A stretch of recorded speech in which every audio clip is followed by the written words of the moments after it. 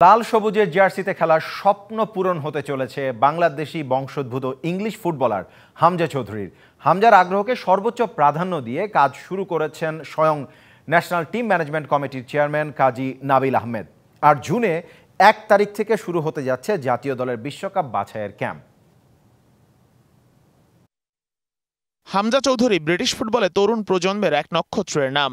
ইপিএলে Leicester সিটির হয়ে খেলা বাংলাদেশি বংশোদ্ভূত এই ফুটবলার বাংলাদেশ জাতীয় দলের হয়ে খেলার আগ্রহ প্রকাশ করেন বেশ কিছুদিন আগেই।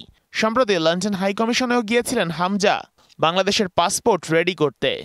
হামজা যখন যেদিন গেছিল সেদিন তার কয়েকটা কাগজ শর্ট ছিল, যে কারণে সেদিন একটা সিস্টেমে কিন্তু আপলোড করা সম্ভব হচ্ছিল না। হয়তো ছোটো কিছু মিসআন্ডারস্ট্যান্ডিং ছিল, সে চলে গেছে। এবার এরপর তো কথা হয়েছে হাই কমিশনার মহোদয়ের সাথে, সেরপর যখনই যাবে তার কাজগুলো সুন্দরভাবে করা হবে। এদিকে অস্ট্রেলিয়া ও লেবাননের বিপক্ষে বিশ্বকাপ বাছাইয়ের ম্যাচ খেলতে 1 জুন ক্যাম্প শুরু করার সিদ্ধান্ত নিয়েছে বাফুফে। চলমান পেশাদার লিগ আর বিগত ম্যাচগুলোর বিবেচনায় অস্ট্রেলিয়া ও লেবাননের বিপক্ষে জামাল জিকোদের মন মাতানো পারফরমেন্স দেখার আশা করছে কর্তারা। ফুটবলারদের ইনজুরি ভাবাচ্ছে কোচ হাভিয়ের কাব্রেরাকে।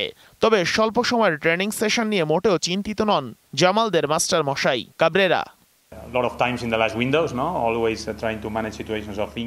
ইনজুরির একটা শঙ্কা তো আছেই। এবার হয়তো তারেক, ফাহিম, বিশ্বনাথের মতো 2-1জনকে মিস করতে হতে পারে। এবার মাত্র 5 দিনের ট্রেনিং সেশন, তবে তাতে সমস্যা হবার কথা নয়। ছেলেরা লিগ খেলেছে, এর আগে আমরা সৌদি আরবে লম্বা সেশন করেছি। আমি আশা করি এই ম্যাচ দুটো ভালো খেলতে পারবো।